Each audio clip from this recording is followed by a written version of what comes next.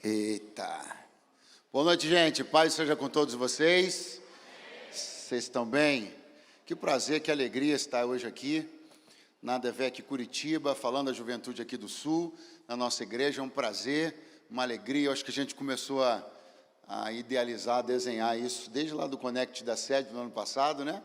E eu estou muito feliz de saber que houve esse desejo no coração de vocês, dentre tantas possibilidades que a igreja e a juventude tinham de poder ouvir tanta gente, me prestigiar com esse convite. Eu fico, de fato, muito lisonjeado.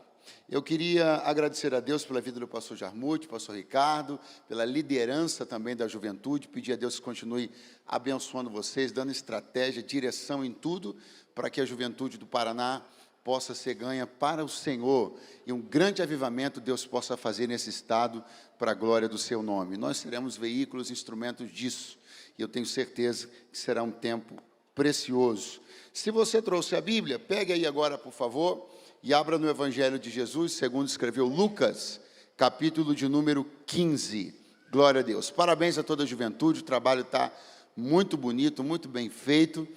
A galera da música, da dança, os voluntários, que coisa boa é ver o povo de Deus engajado no trabalho do Senhor, desejando servir ao Senhor, servir à igreja, servir aos irmãos. Eu também sou um testemunho vivo do quanto essa é uma semeadura infalível e poderosa. Passei toda a minha adolescência e juventude servindo na igreja local, e como isso acrescentou na minha vida, como isso fez de mim o homem que eu sou, o pregador que eu sou, o esposo que eu sou. Então, eu sou entusiasta da igreja, entusiasta do trabalho, do engajamento, do envolvimento na igreja, e até por isso também eu quero trazer a vocês uma palavra que, de certa maneira, também toca, envolve um pouco disso, dessa nossa relação com a casa de Deus. Lucas, capítulo de número 15, verso de número 11. Encontra aí. Capítulo 15, versículo 11. Quem encontrou, diga bem forte: eu amo a Bíblia. Horrível. Vamos de novo? Quem encontrou, diga bem forte aí: eu amo a Bíblia.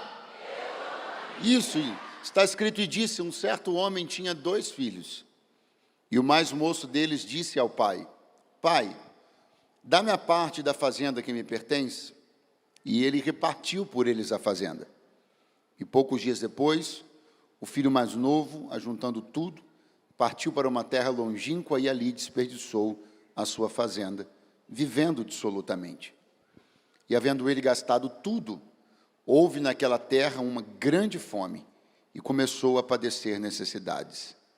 E chegou-se a um dos cidadãos daquela terra, o qual mandou para os seus campos a apacentar porcos, e desejava encher o seu estômago com as bolotas que os porcos comiam, e ninguém lhe dava nada. E caído em si, disse: quantos trabalhadores de meu pai têm abundância de pão, e eu aqui pereço de fome? Levantar-me-ei, e irei ter com meu pai, e dir-lhe-ei: pai, pequei contra o céu e perante ti. Já não sou digno de ser chamado teu filho. Faze-me como um dos teus trabalhadores. Quantos podem dizer amém? Quem já conhece, quem já leu, quem já ouviu, quem já teve algum contato com esse texto bíblico, por favor, levante a mão e acene bem alto assim, por favor. Que coisa boa. É de fato uma história bíblica, uma parábola contada por Jesus, um texto bíblico amplamente conhecido, ministrado, e que hoje, mais uma vez, eu acredito que servirá para a nossa edificação, através de alguns caminhos e algumas visões que eu penso que sejam muito importantes para comunicar à juventude hoje, aqui e agora. O Senhor Jesus contou 3 parábolas. No texto original, elas todas estão compelidas, elas não estão separadas como aparece na nossa Bíblia, como foi organizado na nossa Bíblia. Então, é um único texto que conta 3 parábolas. As parábolas são da dracma perdida, envolve a história de uma mulher que está na sua casa, como uma dona de casa, que perde uma moeda, e ela então, ao perceber que perdeu, ela começa a se esforçar, varre a casa, mexe com os móveis, até que ela acha Tendo achado, ela chama as amigas, as vizinhas, e dá uma festa em celebração em ter achado aquilo que ela perdeu. Jesus também conta a parábola de uma ovelha que se perdeu. O pastor, então, deixa as demais no aprisco, vai até o encontro dela no deserto. Encontrando, ele coloca sobre os seus ombros, retorna com ela para o redil. E quando ele faz isso, ele também chama os seus amigos e dá uma festa. E na terceira parábola, Jesus, então, ambienta essa história dentro do núcleo de uma família. É a história de um filho mais novo que solicita ao pai a parte da herança que pertencia a ele. Ele pega isso, sai para viver uma aventura, desperdiça tudo, começa a entrar em grandes apuros e vai voltar para casa arrependido, quebrantado, e então será reconstituído a família, reconciliado a família, e também, a exemplo das histórias anteriores, há uma festa no final. Esta parábola, propriamente, a do filho pródigo, ela é maior, literariamente falando, ela é maior do que as duas anteriores. Afinal, a história não é de um objeto nem de um bicho, a história é de uma pessoa. Então, há mais nuances emocionais, sentimentais e até espirituais envolvendo essa história. Jesus conta essa história desse jeito aqui, começando desse jeito. Um pai, um homem, tinha 2 filhos. E um deles disse ao seu pai: pai, dá-me a parte dos bens que me pertencem. No outro dia, ele junta tudo e vai embora. Quando a gente lê uma coisa como essa, talvez a gente seja tentado a pensar, bom, como a Bíblia tem algumas narrativas que são feitas muito rapidamente, deve ser isso. Bom, como Jesus já está na terceira parábola, então ele deve estar buscando ser sucinto. Bom, como a Bíblia é um livro grande, mas também não tão grande assim, então houve aí um jeito da coisa ficar um pouco mais resumida? Não. Na verdade, a ideia de Jesus é provocar exatamente esse sentimento. O sentimento de se assustar diante da maneira como as coisas acontecem. A velocidade e o pragmatismo com que as coisas acontecem. É mesmo assim, um filho que chega para o pai e friamente diz para ele: pai, dá-me a parte dos bens que me pertencem na herança. E que no outro dia junta tudo e vai embora. Não é uma economia de letras, não é uma economia de palavras. É de fato uma narrativa que traduz uma relação assim, superficial, uma relação assim, construída sem maiores profundidades. Porque o que eu penso que Jesus está querendo começar a comunicar ao nosso coração é sobre o risco de uma relação construída sem profundidade. Sobre o risco de uma relação construída com muita praticidade. A verdade é que a gente vive num mundo cada vez mais prático. E no bojo desse pragmatismo com que a gente lida com as coisas na vida, o perigo de que as nossas relações com as pessoas, e sobretudo mais perigoso, a nossa relação com Deus, ela entre nesse bolo. E a gente começa a ser tão prático e tão frio quanto a gente é na hora de pegar o telefone e encostar apenas um dispositivo e fazer um pagamento. Tão rápido, tão simples, tão fácil como a gente busca que as coisas sejam. Porque na verdade hoje, quanto mais rápida a coisa é, quanto mais prática ela é, isso nos parece melhor.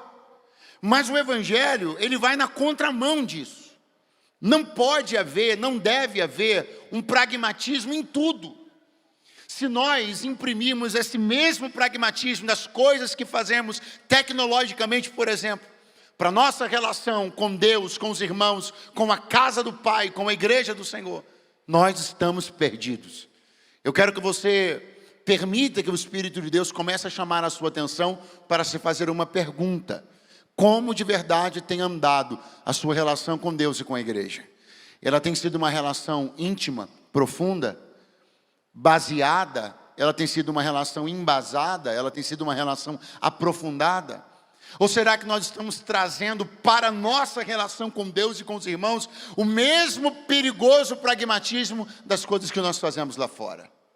Pai, dá-me a parte dos bens que me pertencem. E no outro dia, sem choro, sem cerimônia, sem arrependimento, ele pega tudo e vai embora. Eu quero convidar você a começar a construir uma relação cada vez mais profunda, porque a única coisa que pode garantir a sua permanência aqui é a profundidade com a qual você está vivendo a sua vida aqui. A única forma de garantir que no ano que vem você estará aqui é se você hoje ainda começar a repensar a profundidade com a qual você tem vivido os seus dias na casa e na presença de Deus. Alguém está me entendendo esta noite? Pai, dá-me a parte dos bens que me pertencem, porque eu vou embora.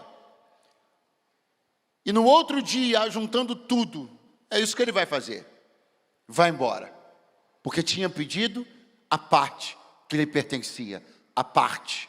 Diga comigo, parte. Não, você pode fazer melhor, diga parte. Qual é a conclusão que nós chegamos? Simples, que ele tinha uma parte. Essa é uma conclusão clara, ele mesmo pediu, ele tinha uma parte. Só que quando você avalia sobre isso, sobre o que é ter uma parte, você entende como é que alguém se desenlaça com tanta facilidade de um contexto como ele se desenlaçou.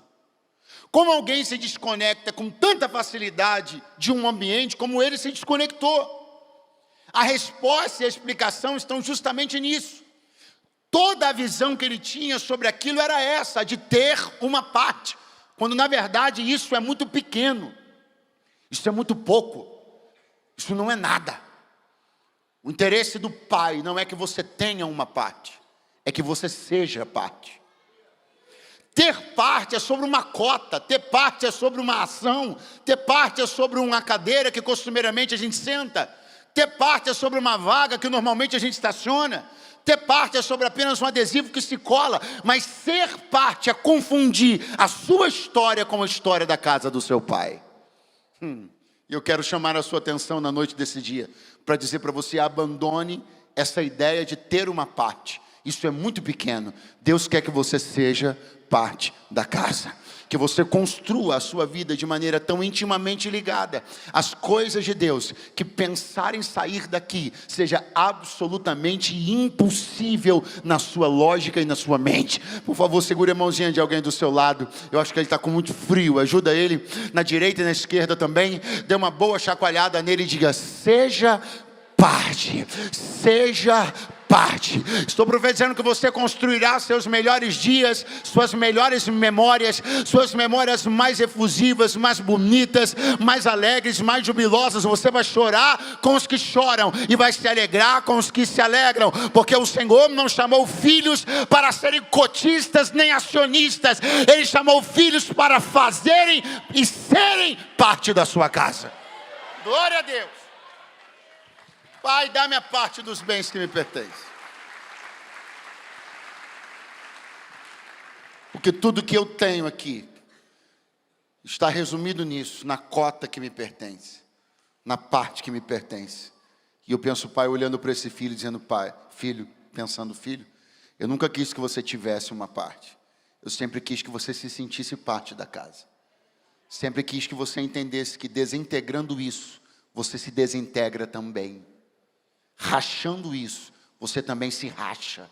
Quebrando isso, você também se quebra. No outro dia, diz a Bíblia que ele ajunta tudo. E eu gosto dessa mudança das palavras. Porque num verso, a Bíblia chama o que ele tem e o que ele requisita de parte. No outro verso, a Bíblia diz que ele juntou tudo. E por que num momento a Bíblia chama o que ele tem de parte e no outro momento a Bíblia chama o que ele tem de tudo? Porque só era parte quando pertencia a um todo. Preste muita atenção. Só era parte quando pertencia a um conjunto, o conjunto do patrimônio da família.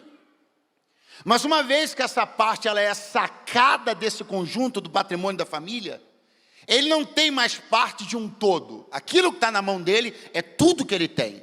Eu vou dar um exemplo muito simples e que vai dar até fome. Pizza, meu Deus. Pense você uma pizza, 6 fatias que já estão ali, ó, né? Aquele cortezinho ali já dizendo o que vai acontecer. E você se assenta à mesa com mais 5 amigos, 6 pessoas, 6 fatias. A pizza ainda está no centro da mesa. Você olha para ela e você está entendendo que você tem uma. Vamos lá, você tem uma. Quem está por aí, diga amém. Então você está olhando dizendo, você tem uma. Você tem parte de um todo, porque a pizza ainda está ali.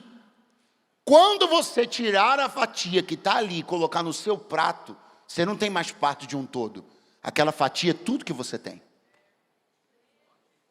É muito bom o exemplo da pizza, porque é importante e fácil para você compreender o que acontece aqui, nessa transição entre a palavra parte e a palavra tudo.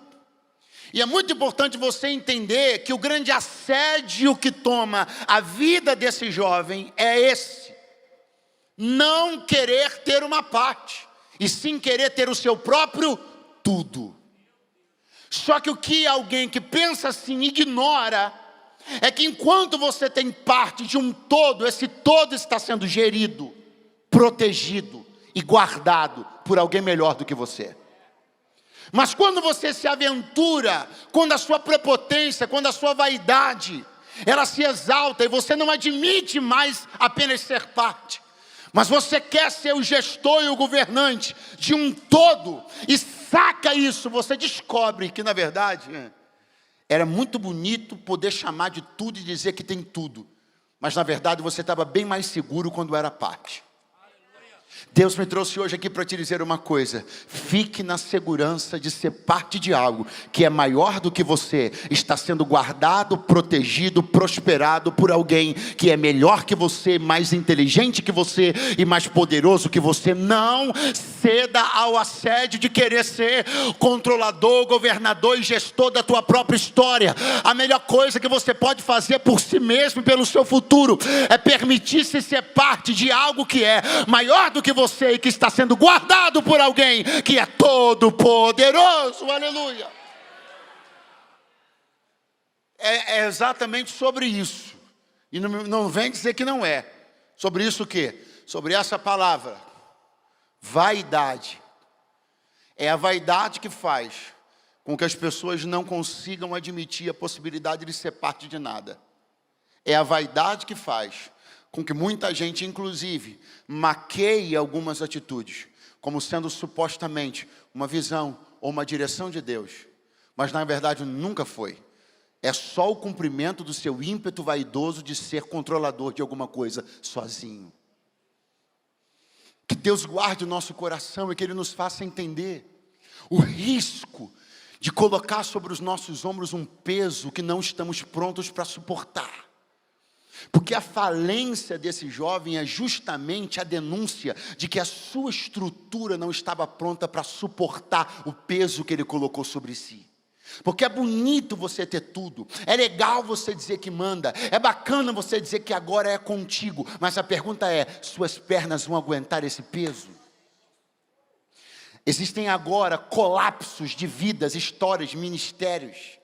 Exatamente agora, enquanto nós estamos aqui, gente está desabando, ministérios estão colapsando, futuros estão sendo destruídos, porque pessoas foram ambiciosas demais, e não entenderam que mais vale ser parte de algo maior do que eu, do que ser vencido pela minha vaidade, de querer controlar uma coisa sozinho, e acabar sem nada, porque está escrito aqui, que daqui a pouco você vai procurar e não vai achar nesse cara nada. Diz a palavra que ele ficou sem nada. Não sou eu que estou inventando. A história dele está dizendo que ele ficou sem... Muito fraco, vamos lá. Ele ficou sem... Como é que começou a história? Ele tinha parte, no início. Primeiro momento, ele tinha... Aí ele falou, não, isso aí não está legal para mim. Eu tenho muitos dons para ser parte. Não, sou muito inteligente para ser parte. Não, eu fiz intercâmbio, mano. Falo inglês fluente, alemão, italiano. Eu ser parte? Eu? Se eu pegar aquele professor de escola dominical, botar ele no bolso, eu ser parte? Não, esse negócio para mim não rola. Eu quero ser tudo, eu quero ser o cabeça, eu quero ser o cara. Pá! Beleza, então toma tudo. Etapa 3, ficou sem nada. Por que ele ficou sem nada? Por que chegou na boca dele o amargor do nada? Porque ele flertou com o tudo. Se ele continuasse sendo parte, ele nunca saberia o que é não ter nada. Porque só experimentam nada quem ambicionou tudo. Porque quando você escolhe um extremo, você escolhe pendular entre os extremos. Mas quando você escolhe o equilíbrio, você nunca vai conhecer o nada. 3 pessoas ainda estão comigo aqui, que maravilha. Eu desafio você a vencer a sua ambição, a subjugar a sua vaidade, porque não me diga que não é, porque é. E começar a entender que a bênção está no equilíbrio. A bênção está onde, gente? A bênção está onde, gente? Uma vida equilibrada, espiritualmente equilibrada, financeiramente equilibrada, emocionalmente equilibrada, fraternalmente equilibrada, e você nunca vai sentir o gosto amargo do que é não ter nada. O tudo é uma ambição perigosa. A bênção está no equilíbrio de ser parte de algo maior do que você e cuidado e protegido por alguém que nunca perdeu nada na sua história eterna. Quantos dizem amém? Quantos dizem graças a Deus? Ficou sem nada. Antes disso, porém, reúne esse tudo e vai para uma terra longínqua. E começa, rodada por minha conta. E começa, hoje é comigo, hein? E começa, hoje eu estou sem freio, camarote para lá, camarote para cá. E todo mundo com ele, esse é o cara, pô, meu fechamento, chegou ele. O rei da balada, pá, gasta, gasta, gasta, gasta, gasta, gasta, gasta. Daqui a pouco, acabou o dinheiro. Não acabou o dinheiro, diz a Bíblia, que logo após ele ter perdido tudo, o lugar, a terra que ele escolheu, entrou num período de crise terrível. E aqui que mora a situação. Porque aí logo depois, ele vai começar a padecer necessidade. Aí você vai dizer, claro, pastor, tá muito clara a parada aí. Ele começou a padecer necessidade porque ele ficou sem nada. Não! A necessidade que ele começou a passar não foi porque ele ficou sem nada. Foi porque a terra que ele escolheu era mais pobre do que ele. Porque quando ele não tinha, ele se percebeu num lugar que tinha menos do que ele. Não pense você que essas pessoas que estão próximas a você, elas têm tudo todo dia. Porque nós entramos aqui com muitos déficits, com muitas faltas. Então o que diferencia nós de tanta gente é que nós fizemos uma escolha mais inteligente. Decidimos frequentar um lugar que tem mais do que a gente. O que nos diferencia é saber que aquilo do qual eu tenho falta, a casa do Pai sempre terá em abundância. Enquanto, na verdade, algumas escolhas de lugares, relacionamentos, frequências a pessoas, espaços, ambientes que a gente faz, em dado momento a gente percebe que elas têm menos do que nós. Então é uma relação onde não existe cooperação, contribuição, onde o pobre não tem de quem se nutrir, onde o fraco não tem em quem se fortalecer, onde o caído não tem uma mão para se levantar. Então são cegos guiando cegos e pobres alimentando miseráveis. É por isso que aqui é um lugar de refúgio. Porque os meus celeiros podem sofrer algum tipo de falta, mas os celeiros da casa sempre terão em abundância qualquer tipo de recurso. O que é maravilhoso pensar é que quando ele decidiu ir para lá, certamente, a impressão que ele tinha daquele lugar era a melhor possível. Porque todo mundo, toda cidade, toda pessoa que quer cativar alguém, sempre mostra a sua face mais bonita. O que são os cartões postais de uma cidade, se não a escolha detalhada dos seus melhores ângulos, da sua melhor faceta? É assim com Curitiba, é assim com Rio de Janeiro, é assim com qualquer cidade desse país ou do mundo.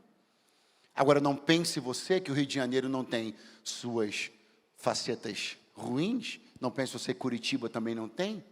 Não pense você que Nova York não tem seus ratos. Não pense você que Paris não tem seus becos. Só que na venda de uma imagem se escolhe as melhores fotos. E se oculta seus guetos.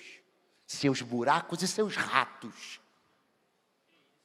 Só que é quando se escolhe viver nesse lugar que se descobre os ratos, os bueiros, os buracos. Será que você não conseguiu compreender ainda? Que todo o processo de sedução que o mundo exerce com você, sempre há uma escolha meticulosa das suas melhores fotografias, dos seus melhores ângulos, mas que os ratos e os bueiros também estão lá. Só que isso é uma coisa que Deus é especialista em fazer, é em desmascarar, em retirar o encantamento e a ilusão das escolhas que a gente faz. Só que normalmente isso só acontece quando a gente está lá dentro, aí eu acho maravilhoso. Porque a gente fingiu que não viu, a gente fingiu que não, na verdade ele nem procurou saber, a gente só se encantou e se apaixonou pelas fotos que a gente viu, pelos ângulos que a gente viu. Aí quando a gente vai para lá, chega uma hora que o Senhor vai e mostra que aquele lugar também tem chiqueiro, que aquele lugar também tem miséria, que aquele lugar também tem falsidade, que aquele lugar também tem todo tipo de esgoto moral. E aí a gente, eu não sabia que era assim, mas agora sabe. Então Deus me trouxe hoje aqui para te dizer, alguns sustos são necessários para que você perceba que a vida real não são as fotos de cartão postal. Esse mundo é um mundo miserável, esse mundo é um mundo de esgoto moral, de lixo espiritual, mas Deus tem preservado um lugar, não de pessoas perfeitas, mas de um Deus perfeito, aperfeiçoando pessoas. Aleluia! Você pode encontrar e vai encontrar imperfeição nas pessoas dentro da casa do Pai, mas você não vai encontrar esgotos a céu aberto, porque esse é um lugar onde se trata sua própria sujeira, lugar onde a sujeira é designada para o seu devido lugar, o lugar onde pessoas estão sendo aperfeiçoadas dia após dia. Então profetize uma palavra para o seu vizinho, dê uma acordada nele e diga, Deus vai arrancar a máscara, Deus vai mostrar a face real de algumas escolhas que você fez ou que está quase fazendo. Deus vai lançar luz sobre o submundo escondido, sobre os valados, sobre os guetos, sobre os buracos, para você enxergar a realidade de algumas escolhas que você está quase fazendo. Deus vai começar a lançar luz sobre alguns comportamentos que vão entregar o caráter de algumas pessoas que têm se mostrado muito amigas,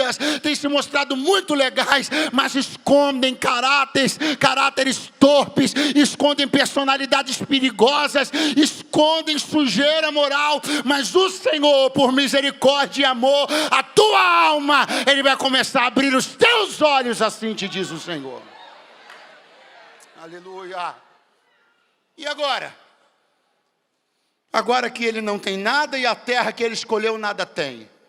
Ninguém se alimenta, ninguém se ajuda, ninguém coopera. Aonde ele vai parar? Pergunte para mim, aonde ele vai parar? No chiqueiro. Agora eu pergunto e você responde, aonde ele vai parar? Aonde ele vai parar? A gente está contando uma história ambientada na cultura judaica, numa família judaica. E você sabe muito bem que os judeus, eles não comiam carne de porco, nem cultivavam porcos. Não era uma atividade regulada, não era uma atividade possível, viável, economicamente, para o judeu. Então é muito estranho que nós estamos vendo esse rapaz, nessa cena que Jesus está contando, à beira do chiqueiro, lidando com os porcos. Como alguém que tem a educação que ele teve, o pai que ele teve, o convívio social que ele teve, está naquele lugar. Ele não saiu do ponto A para o ponto C, sem ter passado pelo ponto B. Se o ponto A é a casa, e o ponto C é o chiqueiro, tem um ponto B. E qual é o ponto B? Está escrito aqui.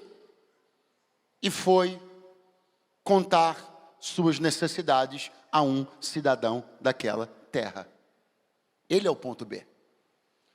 O ponto B que leva ele até o chiqueiro é esse cara que Jesus chamou, não por acaso, de cidadão da terra.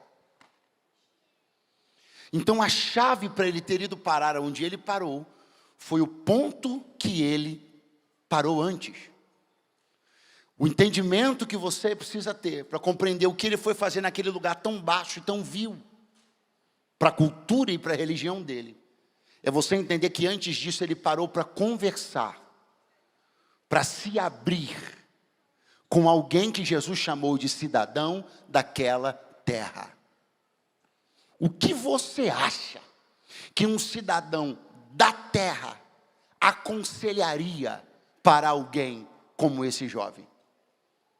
O que você acha que um cidadão da terra, tendo portanto a mentalidade da terra, os valores da terra, a moral da terra, você acha que ele aconselharia o quê? Uma campanha de jejum e oração? Então não se admire porque as pessoas só despejam sobre as outras o conteúdo do qual elas estão cheias. Só recomenda chiqueiro quem frequenta chiqueiro. Se você quer um conselho santo, então compartilhe sua dor com um santo. Se você quer que alguém lhe dê uma recomendação sadia, então procure alguém de mente sadia. Porque você não vai conseguir um bom conselho abrindo a sua vida para o tipo de gente que você tem aberto. Você não vai encontrar alguém para lhe ajudar a vencer a guerra, porque é uma guerra, hein? Eu já passei por essa guerra. A guerra de viver uma vida santa, uma vida íntegra, honesta diante de Deus, a guerra de viver uma vida de abstinência sexual, a guerra de se guardar para o casamento. A pergunta é, sobre quem você está conversando a respeito dessa guerra? Com aquela sua amiga? Aquela que cada sexta-feira está na cama de um? O que você acha que ela vai te sugerir fazer com esta sua guerra? Uma campanha? Entregar uma oferta? Ela só derrama aquilo do qual ela está cheia. Então escute o que eu estou lhe dizendo. O seu ponto C é determinado pelo seu ponto B. Em quem você está parando para contar sobre as suas guerras? Para quem você está se abrindo? Quem é seu confidente? Quem é a pessoa que sabe aquilo que você tem lutado para vencer? Porque se você apresenta para mim uma guerra, eu te apresento minhas armas. Se você me conta sobre uma guerra, eu te recomendo minhas armas. Agora a pergunta é, quais são as minhas armas? As minhas armas foram definidas a partir da minha mentalidade, cultura, valores.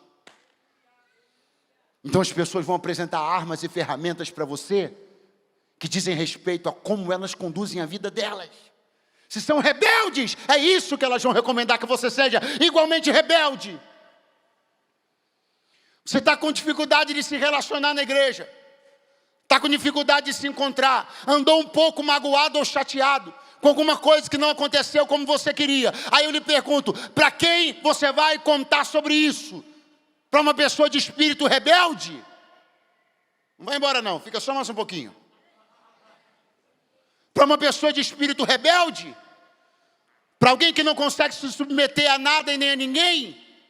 Para alguém que nem conseguiu ficar na igreja porque é vaidoso e egoísta, é prepotente, se insurge contra a liderança, é para ele que você vai contar. Adivinha o que ele vai te dizer? Persevera. Ele vai imprimir sobre você o mesmo espírito que ele também tem. Então, em nome de Jesus, escolha bem para quem você vai contar sobre as dores e agruras que estão lhe incomodando, porque isso vai determinar para onde você vai logo depois, ou para casa ou para o chiqueiro. Escute isso. Debaixo dessa recomendação, debaixo desse conselho, aí ele vai fazer o que lhe foi recomendado. E quando ele chega, ele começa a olhar para as bolotas que os porcos comiam. E a Bíblia diz assim, que ele desejava. A Bíblia diz que ele deseja? Muito fraco, que ele deseja?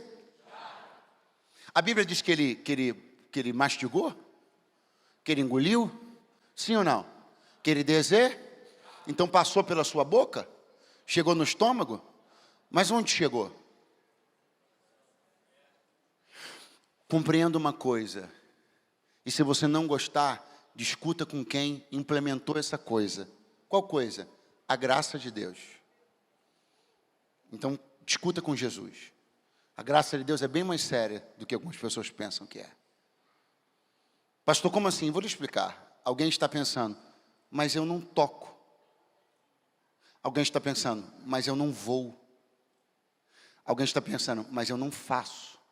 Mas esse mesmo alguém que não toca, não vai, não faz, está tomado do desejo de fazer, tocar e viver. Você precisa entender que o Senhor não quer apenas que os teus pés não pisem. O Senhor também quer que teu coração não deseje. O Senhor não quer apenas que tuas mãos não toquem. Ele quer que isso não te arrebate todo dia. Não tome teu coração. Não é só apenas a respeito do ato concluído, mas é do desejo que te toma. A purificação não é apenas a respeito das mãos que não tocam mais, ou dos pés que não pisam mais, mas de um coração que não é mais arrebatado pelo desejo de fazer aquilo.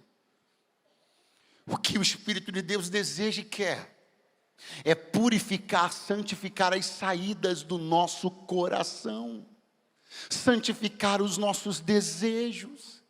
Pastor, mas eu penso que o problema é a execução. Não, o problema não é só a execução, o problema também é o planejamento, o desejo, o querer, o pensar. É por isso que a Bíblia, ela tenta, ela se esforça para que você compreenda em qual direção você precisa permitir que a sua mente fique. Pense nas coisas que são de cima. Porque Deus não quer apenas, repito, pés que não vão. Ele quer corações que não queiram. Ele não quer apenas mãos que não toquem. Ele quer almas que estejam apegadas a Ele e aos desejos da sua lei. Quantos podem dizer amém esta noite? Agora é interessante você pensar que nós estamos falando de uma mesma coisa. As tais bolotas. E estas tais bolotas que estão aqui, olha que curioso, eu já começo a concluir, olha que curioso, a Bíblia diz assim, ó. E desejava, de quem a Bíblia está falando? Do filho. Vamos de novo. De quem a Bíblia está falando? Então qual era a relação que ele tinha? Desejo. Ele desejava fazer o quê? Encher o seu estômago. Olhe como a Bíblia define. Caso ele fosse lá, pegasse aquilo, a definição é essa: encher o seu estômago. Você ouviu bem? Ouviu bem? Agora vamos para a forma como a Bíblia fala do porco. É a mesma coisa, mas a Bíblia diz assim: os porcos comiam. Não é por acaso que quando é a respeito do filho, Jesus diz: se ele bota na boca, ele só enche estômago.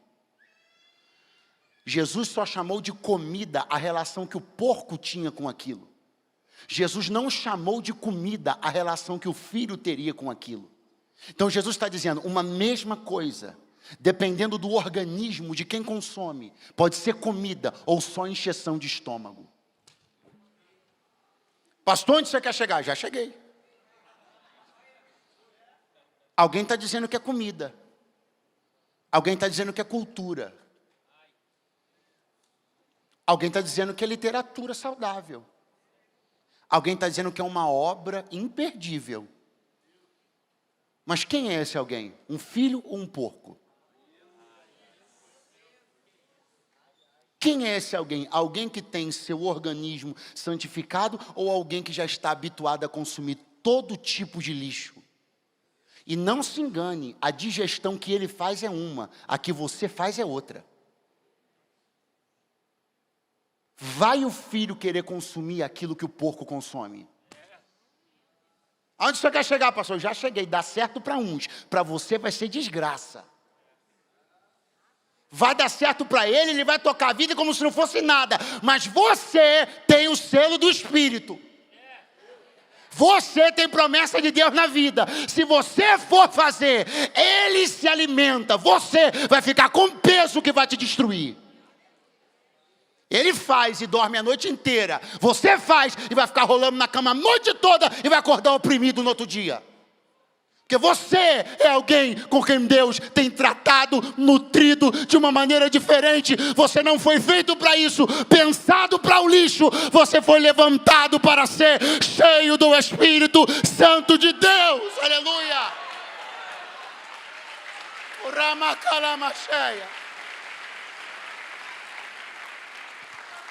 A igreja está aqui para dar um recado para essa sociedade. Não é uma sociedade moralmente caída, que terá o poder de definir o que é e o que não é.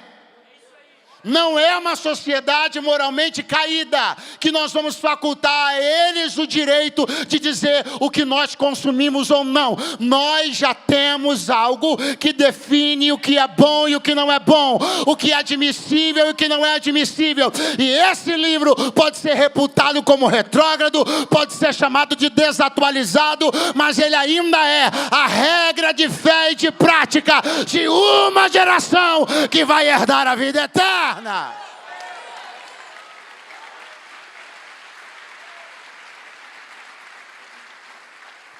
Olhe para alguém do seu lado e diga: quando o mundo, muito fraco, quando o mundo quiser te dar um manual, recuse, diga que você já tem o seu.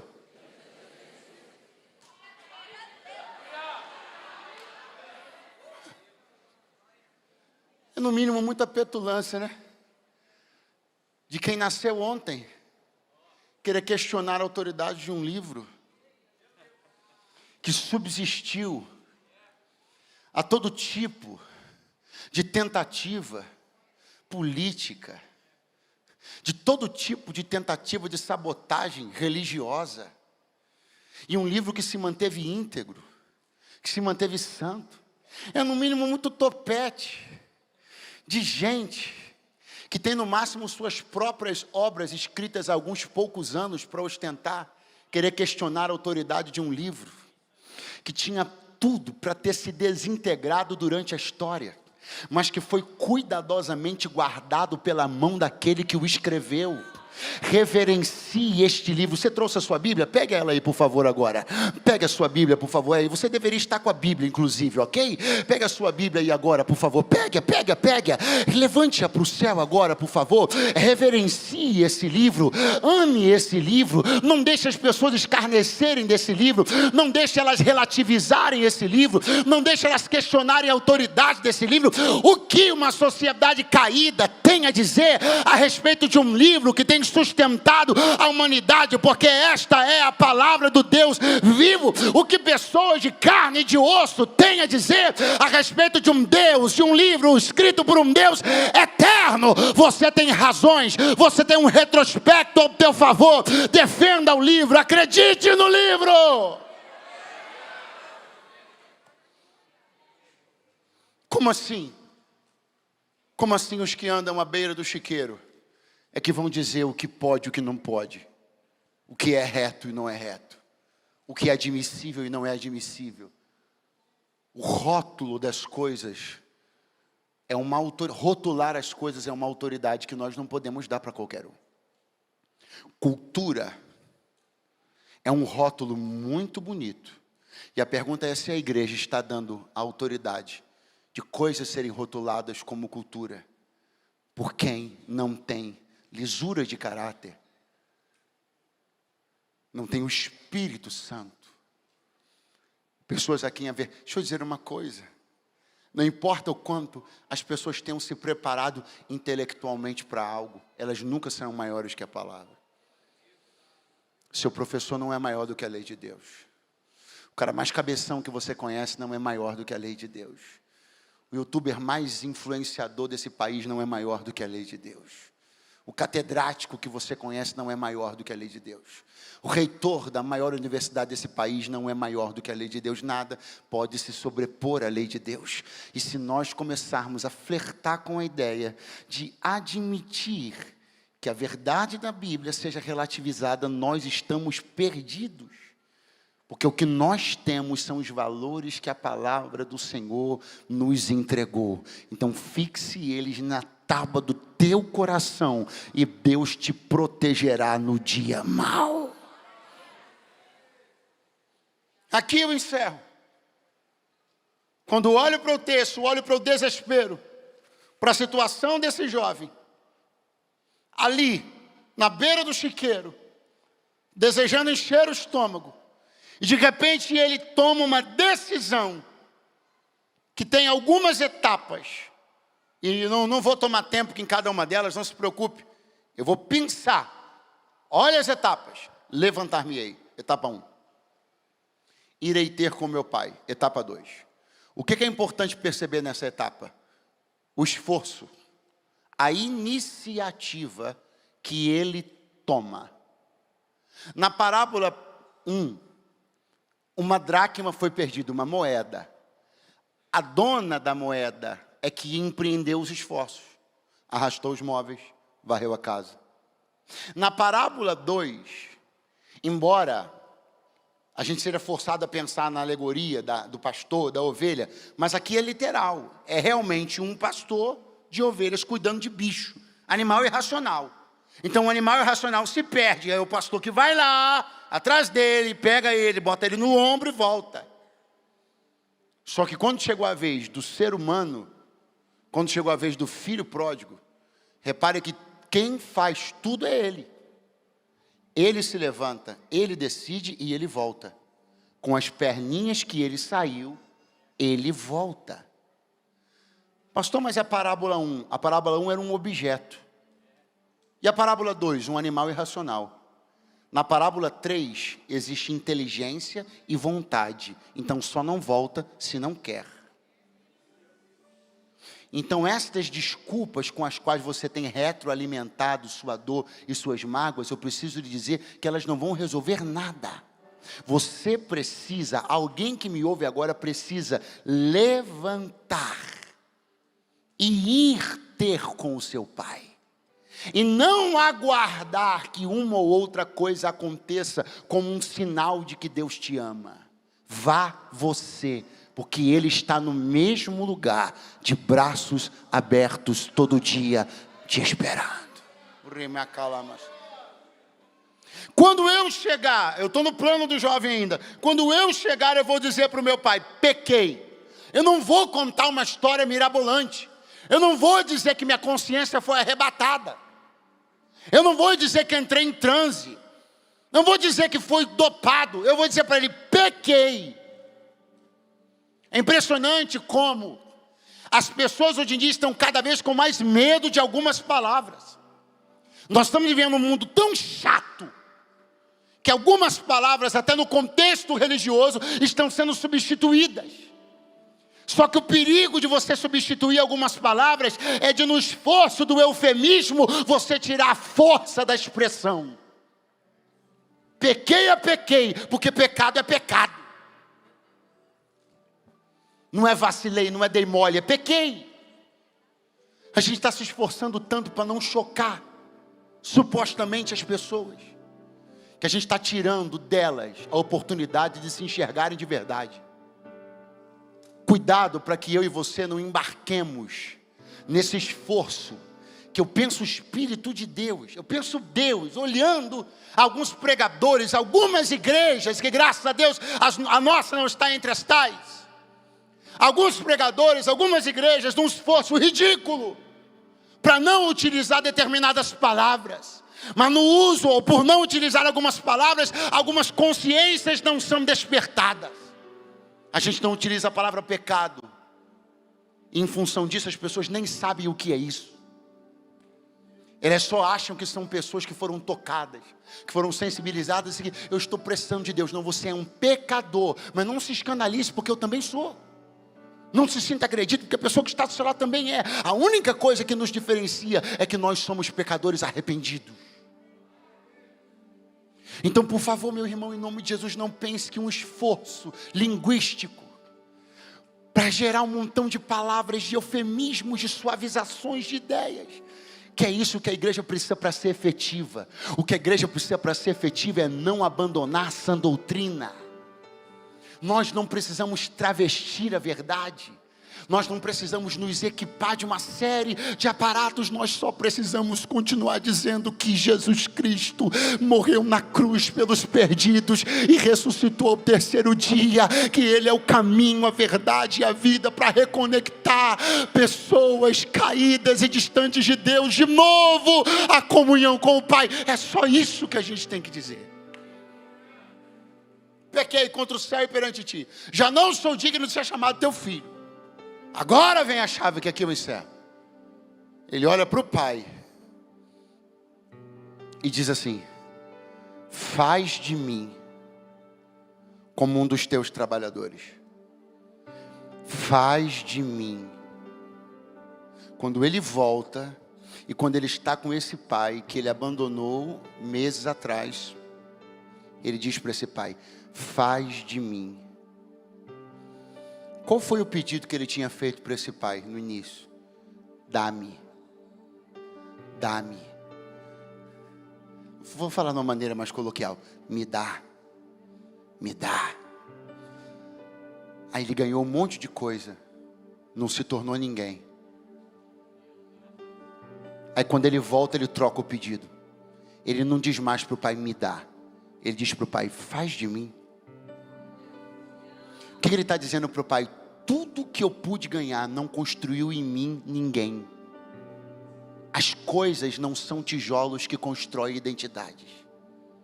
Talvez alguém que está me ouvindo ainda hoje alimenta muita lamúria por aquilo que a vida não te deu, pelas oportunidades que você não teve, pelas viagens que você não fez, pelo intercâmbio que os seus amigos fizeram e você não fez, pelas línguas que você não estudou, ou talvez apenas pelo carinho, pelo abraço que você não teve. Só que eu preciso que você entenda que no coração do Pai, nas mãos do Pai, há o poder de fazer de você alguém que você não conseguiu ser sozinho até hoje. E vou te dizer mais: tudo que você pensa que se você tivesse tido, teria feito diferença na sua vida, poderia até ter feito alguma diferença, para você pagar uma rodada, para você se tornar o rei da balada, mas não teria construído em você identidade nenhuma, porque a gente não constrói uma identidade com tijolos de coisas, mas Deus tem o poder de fazer de você alguém. Deus tem o poder de fazer de você alguém. Deus tem o poder de fazer de você uma pessoa respeitada, vista na sociedade como alguém sério e idôneo. Deus tem o poder de construir um futuro e uma história para você. Ele tem os tijolos certos, Ele tem a convivência certa, Ele tem a casa certa, para que você construa uma identidade que valha a pena. Enquanto alguém pode levantar as mãos para o céu, eu tenho uma palavra para entregar a você na noite desse dia. Coisas não constroem identidades, mas o poder do Evangelho, o poder da palavra que está na boca do Pai, pode construir a vida que você não teve até hoje. Ei moço, ei moça, ouça-me, porque esta é a palavra do Senhor para você. Há um bom futuro ainda te esperando. Pare de reclamar por aquilo que a vida não te deu e receba o presente de uma identidade construída pelo poder do Evangelho de Jesus Cristo. Algumas pessoas que estão aqui, alguns filhos que estão aqui me ouvindo agora, estão precisando mudar um pouco os verbos presentes na sua oração. Está tendo muito me dá e pouco faz de mim. Está tendo muito me dá e pouco faz de mim. Estamos mais preocupados com as coisas do que com a essência. Mais preocupados em ter do que em ser. A primeira grande preocupação que norteou a vida daquele jovem foi ter. Ele disse: me dá. Aí ele teve. Não deu em nada. Ele voltou e disse: chega. Agora eu não peço mais para ter. Agora eu peço para ser. Porque tendo, você não necessariamente é. Mas sendo, você necessariamente tem. Fica de pé do teu lugar agora. Bendito o nome de Jesus. Bendito o nome daquele que constrói identidades poderosas. Bendito o nome daquele que eleva a condição do homem, de alguém que é tão pobre porque só tem coisas, alguém que constrói a riqueza de uma identidade poderosa. Você será alguém respeitado nessa sociedade. Você será o tipo de pessoa, você será o tipo de rapaz que um pai quererá para casar com a sua filha. Você será o tipo de moça que uma mãe quererá para casar com seu filho. Você será o tipo de profissional que o empresário quererá para ter no seu corpo de funcionários. Você será uma pessoa desejável, não por aquilo que você tem, mas por aquilo que você é. Eu ministro sobre a tua vida a construção de uma identidade poderosa. Ministro que Deus fará os teus dias poderosos sobre a face da terra. Que Deus fará de você alguém grande. Pastor, você não tem medo de profetizar isso? Não, não tenho medo nenhum. Porque eu sei de que grandeza eu estou falando. E ela não é o tipo de grandeza que as pessoas hoje estão acostumadas a ter e a buscar. Grandeza moral, é sobre isso que eu estou falando. Grandeza de caráter. Estou falando sobre falar e cumprir. Estou falando sobre não ser alguém cheio de mentiras e enganos na boca. Estou falando sobre ter responsabilidade, pontualidade, assertividade. Alguém com uma identidade poderosa. Mas eu sei também que há uma chance muito grande de que eu esteja falando a alguns filhos que saíram da casa do pai. Assediados, iludidos, pelo desejo de governarem suas próprias vidas, terem seu tudo, se aventuraram em experiências. E agora, estão aí me olhando e dizendo, será que é comigo? Como será que é com você? Você não entende que Deus te trouxe aqui para te dizer que o seu lugar à mesa está te esperando? Ele não foi ocupado por ninguém. Ele é seu e está te esperando. Eu estou falando com alguém na noite desse dia que está afastado da casa do Pai. Não propriamente desta igreja, desta congregação, mas de qualquer uma outra nessa cidade, nesse estado, nesse país. Porque não é a uma denominação que eu te chamo a voltar. Eu te chamo a voltar ao teu Pai, ao teu Senhor. Eu falo com alguém nesse momento que estava até alguns segundos atrás afastado de Jesus e da igreja, mas quer hoje reconciliar-se com Cristo. Me dá um sinal com a mão agora onde você estiver. Não tenha medo, não tenha medo. Uma mãozinha levantada lá no fundo, 2 aqui, 3 ali, 4, 5 lá atrás, 6 e 7.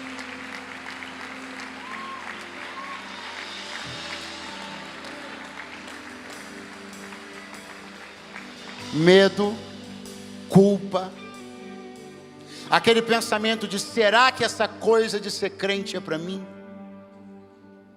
Tanto é que você está se fazendo essa pergunta. Se você não estivesse se fazendo essa pergunta, é porque nada disso tinha a ver com você. Eu te entendo, você não quer brincar com Deus.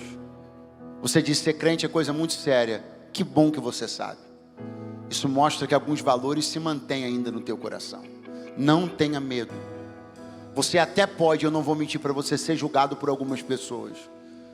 Mas a grande verdade é que a única pessoa que poderia não querer mais olhar na sua cara é exatamente a pessoa que está me mandando dizer, eu te recebo de volta. Então se você não me deu um sinal com a mão na primeira chamada, quem não me deu na primeira chamada, a sua hora é agora. Quem precisa voltar para a casa do Pai e não levantou a mão na primeira vez que eu chamei, levante a mão agora em nome de Jesus. Em nome de Jesus. 1 pessoa, 2 pessoas, mais. Nós já estamos na 8ª, 9ª. Agora eu vou chamar todos que me deram um sinal com a mão a deixarem seus lugares e virem aqui ao altar da comunhão. Porque é neste lugar que o Pai está de braços abertos dizendo, eu estou te esperando para o reencontro que eu já tinha marcado para essa noite de sábado. E quem celebra, diga glória a Deus. Aleluia! Agora escute, você que nunca fez uma decisão com Jesus, você que precisa hoje fazer uma aliança com Jesus pela primeira vez, não é um retorno, é uma ida. Você que já flertou com essa ideia, já quase foi, mas nunca foi. Você quer hoje fazer uma aliança com Jesus pela primeira vez, me dê um sinal com a sua mão agora. Agora, pode sair do seu lugar e vir ao altar também, pela primeira vez. Alguém quer fazer uma aliança com Cristo pela primeira vez, hoje, aqui e agora? Me dê um sinal com a sua mão, hoje, aqui e agora. Alguém pela primeira vez? Primeira vez. Você nunca tomou uma decisão pública de fé dentro de uma igreja evangélica. Quer fazer isso hoje? Me dê um sinal com a sua mão agora, em nome de Jesus, agora. Será que essa é hoje é a noite só dos retornos? Alguém pela primeira vez? Não que isso seja ruim, só é curioso. Pela primeira vez, vou perguntar pela última vez. Você nunca tomou uma decisão com Cristo? Você quer se entregar para Jesus hoje? Você quer ser filho? Pastor, filho de Deus eu já sou. Desculpe-me. Não foi você nem eu que decidimos isso. As Sagradas Escrituras dizem que a todos que recebem o Senhor Jesus, a estes lhe é dado o direito e o poder de serem feitos filhos de Deus. Então não é você que se auto-intitula filho de Deus. Você precisa receber a Jesus Cristo para então receber o poder de ser feito filho de Deus. Alguém hoje vem para ser filho de Deus? Me dê um sinal com a mão agora. Toda a igreja estenda as mãos. Há muitos filhos voltando para casa, e os irmãos só têm uma coisa a fazer: festejar na presença do Pai. Oh, aleluia! Aleluia!